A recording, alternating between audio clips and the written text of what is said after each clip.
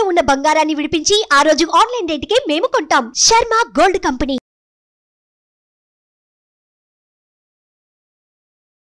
నమస్తే, welcome to Suman TV. నేను మీ యామ్ని. ప్రస్తుతం మనతో ఉన్నారు ప్రముఖ ఆధ్యాత్మికవేత్త జ్యోతిషరత్న శ్రీమతి కోనాల భాగ్యలక్ష్మి రెడ్డి గారు ఉన్నారు. అమ్మతో మాట్లాడి మనకున్న సందేహాలు అనేది అడిగి తెలుసుకుందాం. నమస్తే అమ్మా. నమస్తే అమ్మా. అమ్మ, మీరు ప్రతి నెల అంటే 12 రాశుల వారికి సంబంధించి విషయాల గురించి తెలియజేస్తారు కాబట్టి ఈ నెలలో అసలు జూన్ మంత్లో 12 రాశుల వారికి ఏ విధంగా ఉంటుంది, అలానే వాళ్ళకి సంబంధించిన పరిహారాలు కూడా మాకు తెలియచేయాలమ్మా మీరు. గణానాం త్వా గణపతికం భవామహే కవిం కవీనాముపమస్రవస్రవం జ్యేష్ఠరాజం బ్రహ్మణస్పద ఆనశృణ్వన్నోతిభిः सीदसाधनं प्रणो देवी सरस्वती वाजैर्वाजनेवती दीनामवित्रेवतु गणेशाय नमः सरस्वत्यै नमः श्रीगुरुभ्यो नमः हरिः ओं ओं श्रीमात्रे नमः ఓం గణపతే నమః. మాసఫలాలు కార్యక్రమానికి జూన్ మాసంలో ఏ విధంగా ఉంటుందో తెలుసుకుందాం. మరి స్వాగతం. అయితే 1వ తారీఖున వృషభంలోకి బుధగ్రహ సంచారం నడుస్తుంది. ఈ మాసంలో 2వ తారీఖున కుజుడు మేషంలోకి సంచారం చేయబోతున్నాడు. 13వ తారీఖున శుక్రుడు మిథున రాశిలోకి, 15వ తారీఖున చూసినట్లయితే రవి మిథునంలోకి కూడా ప్రవేశం చేయబోతున్నారు. అదేవిధంగా అదే 15వ తారీఖున బుధుడు కూడా మిథున రాశిలోకి, అంటే ఈ యొక్క మిథునంలోకి 15వ తారీఖున రవి బుధులు కూడా ప్రవేశించబోతున్నారనే విషయాన్ని మనం ఇక్కడ గమనించుకోవాలి.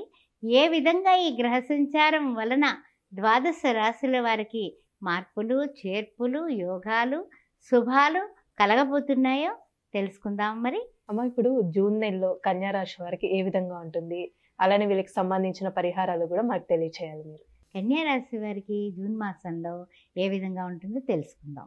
ముఖ్యంగా చూసినట్లయితే కేతువు చూస్తేనేమో ఈ రాశిలోనే ఆయన ఉన్నారు. అదేవిధంగా చూసినట్లయితే కనుక మనకి షష్టమంలో శని భగవానుడు, సప్తమంలో చూస్తే చంద్రుడు, రాహువు, కుజులతో కలిసి ఉన్నాడు. అదేవిధంగా అష్టమ నవమం చూసినట్లయితే రవి, శుక్ర, గురు, బుధులు ఉన్నారు.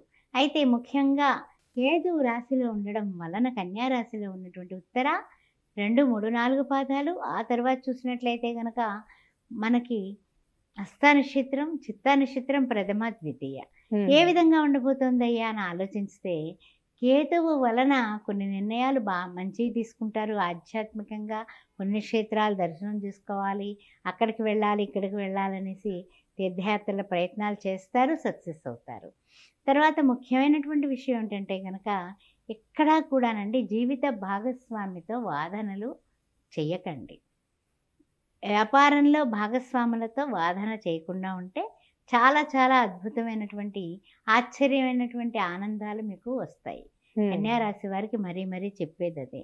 అయితే శుక్ర సంచారం, మరలా 14 నుండి రవి సంచారం, ఆ తర్వాత చూసినట్లయితే కనుక బుధ సంచారం, ఇవన్నీ కూడా మన బుధుడు రాశి అయినటువంటి రాశ్యాధిపతి రాశిలోకి ఉచ్చలోకి మారుతున్నాయి. కాబట్టి కొన్ని మార్పులు, చేర్పులు కూడా కన్యా రాశి వారికి శుభ ఫలితాలు కనిపిస్తున్నాయి. అంటే ఎలాంటి మార్పులు అంటారమ్మా? అవేమిటంటే కనుక సంచారం వలన అవసరానికి సంబంధించినటువంటి ఆర్థిక పరిస్థితులు మెరుగున పడతాయి. ఆర్థిక సమస్యలు లేవు. ఆర్థిక సమస్యలన్నీ కూడా బ్రహ్మాండంగా అధిగమించేస్తారు. అందువల్ల దాని గురించి అస్సలు మీరు ఎంతవరకు అయ్యో ఏమిటి 10వ తారీఖు వరకు, లేకపోతే 4వ తారీఖు వరకు, 14వ తారీఖు వరకు ఇన్ని సమస్యలు ఉన్నాయి, 15వ తారీఖు వస్తులోకి అన్ని ఉష్కాకే అయిపోతాయి. అంత చక్కగా అధిగమించేస్తారు. ఆ తర్వాత ముఖ్యంగా చెప్పుకోవాలంటే కనుక కొన్ని మాటలు చాలా జాగ్రత్తగా మాట్లాడటం వలన మీ పై అధికారుల యొక్క మెప్పు పొందుతారు. ఉద్యోగస్తులు కానీ, వ్యాపారస్తులు కానీ పై వాళ్ళతో బ్రహ్మాండం, నీవు అద్భుతమయ్యా, నీలాంటి వాడు లేడని భుజం మీద చేర్చి మరి శభాషని 10 మందిలో మెచ్చుకునే విధంగా ఉంటారు. అందువల్ల చాలా అద్భుతాలు జరుగుతున్నాయని లెక్క కన్యా రాశి వారికి. అలానే అమ్మా, ఇప్పుడు వ్యాపారస్తులకి ఏ విధంగా ఉంటుందమ్మా? చిన్న వ్యాపారం కానీ పెద్ద వ్యాపారం చేసుకునే వాళ్ళకి ముఖ్యంగా ఏంటంటే గనక కొన్ని కొన్ని విషయాల్లో కుటుంబంలో చాలా అన్యోన్యత ఉండడం వలన కూడా మీరు పట్టుకొచ్చే ప్రతి రూపాయి కూడా చాలా జాగ్రత్త పెట్టేటటువంటి ఇల్లు మీకు ఏర్పడటం వల్ల, ఒకే మాటలో ఉండడం వల్ల కూడా వ్యాపారస్తులకి ఏంటి, తర్వాత ఉద్యోగాల్లో ఉన్న వాళ్ళకి, వృత్తుల్లో ఉన్న వాళ్ళకి కూడా అన్ని విధాలా కలిసి వచ్చే కాలం ఆసన్నమైందని చెప్పచ్చు. అందువల్ల ఎక్కడా కూడా ఏం తలకాయ నొప్పులు లేవు. అలానే వివాహానికి సంబంధించి ఎలా ఉంటుందమ్మా?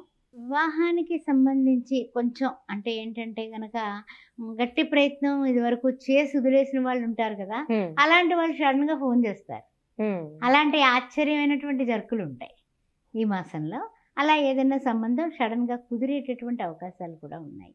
మన టైం బాగుంటే అన్నీ సక్సెస్సే కదమ్మా, మీకు తెలియని విషయం ఏముంది. అలాగే వీళ్ళకి కొంచెం కలిసి వచ్చే సమయం వచ్చింది అని చెప్పుకోవచ్చు.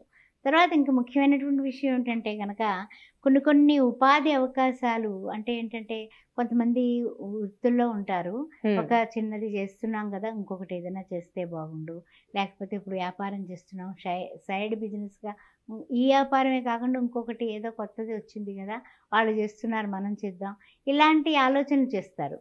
చిన్న ఉద్యోగం చేస్తున్నాను నేను, దేనిలోనో పెట్టుబడి పెట్టాలి, షేర్ బిజినెస్ అయ్యండి, ఏదైనా కానీ ఈ యొక్క మాసాంతానికి ఇలాంటి ఆలోచనలు రావడం, అవి కలిసి రావడం జరిగిపోతాయి. అంటే ఈ నెలలో ఎలాంటి పనులు చేస్తే వాళ్ళకి కొంచెం కలిసి వస్తుంది అంటారు? ఎలాంటి పనులు అంటే చేయొద్దమ్మా జూన్ నెలలో? ఈ జూన్ నెలలో చూసినట్లయితే గనక ఫస్ట్ అప్పు చేయడం మానేయండి. అప్పు అనేది మనకి వద్దు. అవసరం ఎంత అవసరమైనా సరే ప్రాణం మీదకి వస్తున్నా అప్పులు చేయకుండా ఉండడమే మంచిది. లేదా టార్గెట్ పెట్టుకుని ఇప్పుడు తీరుస్తాము అన్నది తీర్చే కేపబిలిటీ ఉంటేనే రుణం తెచ్చుకోండి. రుణాల మీదకి వెళ్ళకండి. అసలు సాధ్యమైనంత వరకు మీరు పొదుపు చేసి మదుపు చేసినటువంటి డబ్బు ఏమైనా ఉన్నా అది జాగ్రత్తగా అడ్జస్ట్ చేసుకోండి. అది చెప్పదగిన సూచన. తర్వాత ఏంటంటే కనుక వీళ్ళు ఏంటంటే ఏదైనా అవకాశం వచ్చింది కదా అనేసి దూకేద్దాం, పర్వాలేదు, అప్పో సప్పో చేసి అన్న ఆలోచన వచ్చేస్తుంది. అలాంటి వాటికి కొంచెం దూరంగా ఉండడం మంచిది. తర్వాత ఏంటంటే కనుక ఏ విషయంలో అయినా సరే మనకి చేసే ప్రతి పని మీద కూడా డెడికేషన్ కావాలి, డిసిప్లిన్గా ఉండాలి. రేపు చేద్దామనే వాయిదాల పద్ధతి అయితే అసలు మొత్తం డిక్షనరీలో తీసేయండి. తీసేస్తే కనుక తప్పనిసరిగా మీరు ఉద్యోగంలో కానీ, వ్యాపారంలో కానీ, వృత్తుల్లో కానీ మీరు సక్సెస్ అవుతారు. మీ సక్సెస్ మీ చేతుల్లోనే ఉంది. ఆ విషయాన్ని గుర్తుపెట్టుకోండి. అమ్మ, పరిహారం ఏం చేసుకుంటే మంచిదమ్మా? పరిహారం చూసినట్లయితే కనుకమ్మ ముఖ్యంగా మనకి అమ్మవారి ఆరాధన ఎక్కువ చేస్తే మంచిది. ఏంటంటే శివపార్వతుల ఆరాధన చేసినా చాలా అద్భుతమైనటువంటి ఇది. అర్ధనారీశ్వర స్తోత్రం చదవడం కానీ, లేకపోతే శివశక్తి స్వరూపుడైనటువంటి ఈశ్వరుణ్ణి ప్రతిరోజు కూడా పూజ చేయడం.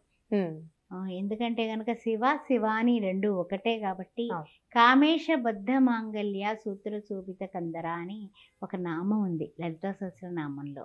అది చేయడం వల్ల భార్యాభర్తల మధ్య, కుటుంబంలోని ఇంట్లో ఏదైనా సమస్యలు ఉన్నా అన్నీ పోతాయి.